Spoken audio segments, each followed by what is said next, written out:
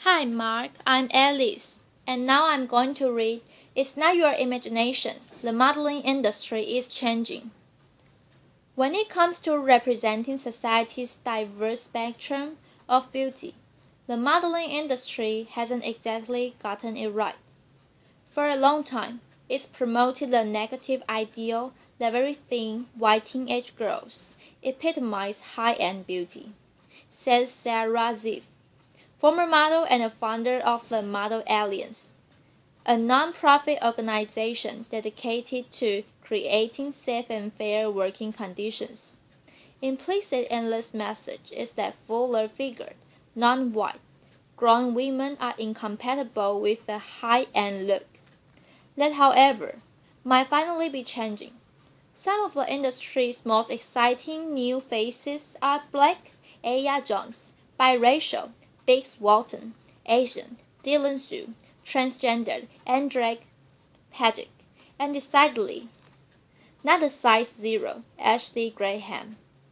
Sports Illustrated featured their first plus-size woman, model Robin Lowry, while Crystal Ren, Mila DeBasile, and Kate Upton, part of the influx of in-between size models, have found mainstream and high fashion success. The most successful models, Gisele, Adriana Lima, Natalia Vodanova, working today are above the age of 30. In 2013, the average age of Forbes Rich's list was 31.5, 5 years older than it was in 2007, 26.5. And according to the Fashion Spot's seasonal diversity report, the fall 2014 and 15 runways featured more women of color than ever before, though still not nearly enough. After years of getting called out by the media for being racist, sexist, and ageist, has the modeling industry finally started listening? I think the tide is shifting, albeit slowly, in the right direction, said casting director Julia Samersova, who's worked with everyone from J. Crew to Jimmy Choo. These are not leaps and bounds, but baby steps. Runway models are still usually young and skinny, and unfortunately they're still mostly white. As the Fashion Spot's diversity report reveals, 77% of models that walked the runways at New York Fashion Week were white, though less down from 80% last season. So, while the figure is nothing to brag about, it's an improvement. Although we still have a ways to go, at least we're seeing incremental change in terms of increased racial diversity, said Ziff. Of the runways, things are a bit better. Models of different ages, ethnicities, and body types are booking lucrative and high-profile gigs, as brands catch onto the fact that most women don't aspire to be stick-thin teenagers. 100% the old and tired attitude that models must be young, has dramatically shifted, says Samersova. Women want to be inspired by other women, not little girls. They want to aspire to be themselves, only better, not necessarily younger. I think our perception of age is changing. I am not sure a woman in her 40s wants to buy what an 18-year-old is selling.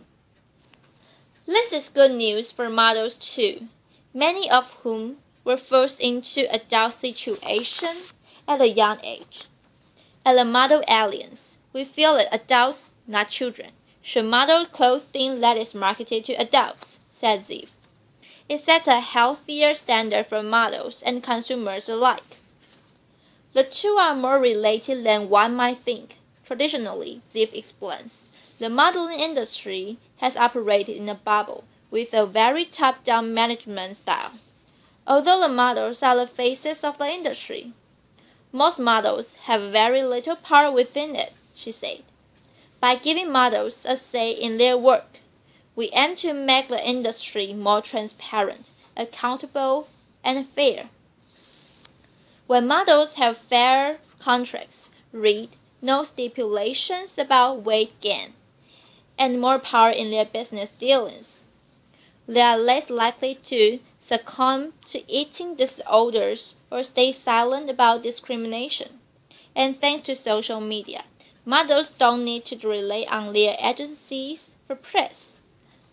They've got a direct line to brands as well as fans, and are able to craft an image that sets them apart from others, making them a marketable asset even if they gain 10 pounds or age 10 years.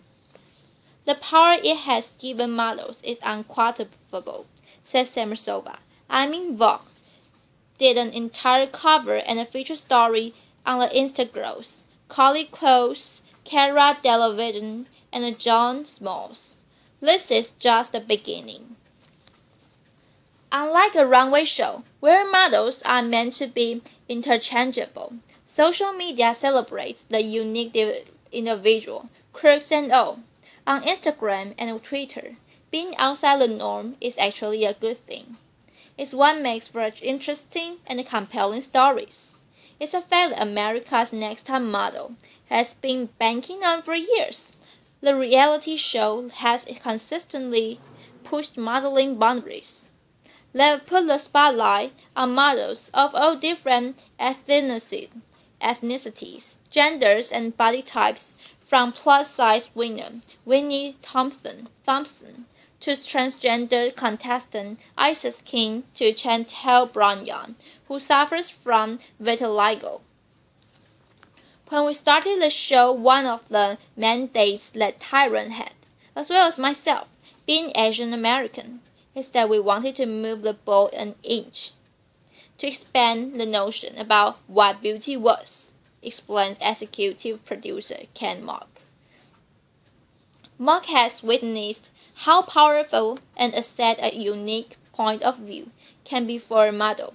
Frankly, a lot of the cast members who has been different, who are trans or who have Asperger's, wind up being the most popular characters on the show. ANTM might be one of the reasons the modeling industry has opened their eyes to different types of beauty. Indirectly, we've had an effect. We're really proud of that, said Mott.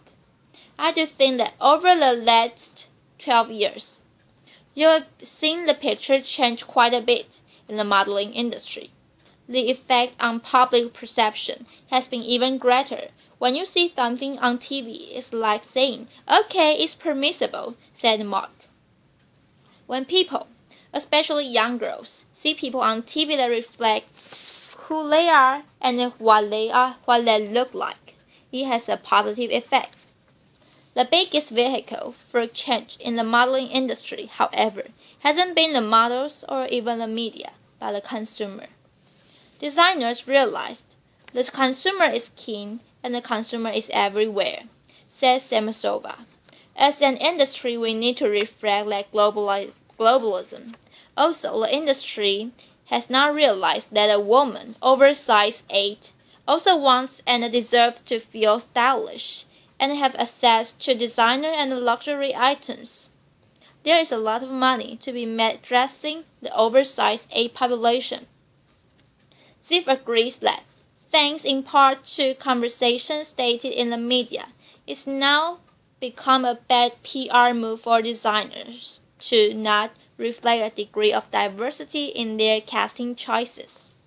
Consumers have more power than they realize, said Ziv.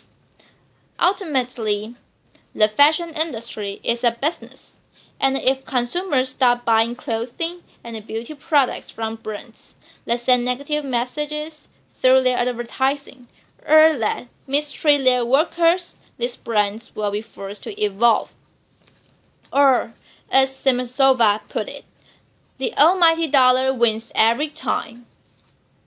Consumers interested in seeing a wider variety of beauty reflected in the pages of their magazines or on the runway would be wise to keep that in mind, because while these small improvements are reason to hope for more diversity within the modeling industry, we've still got a long way to go. Bye-bye, Mark.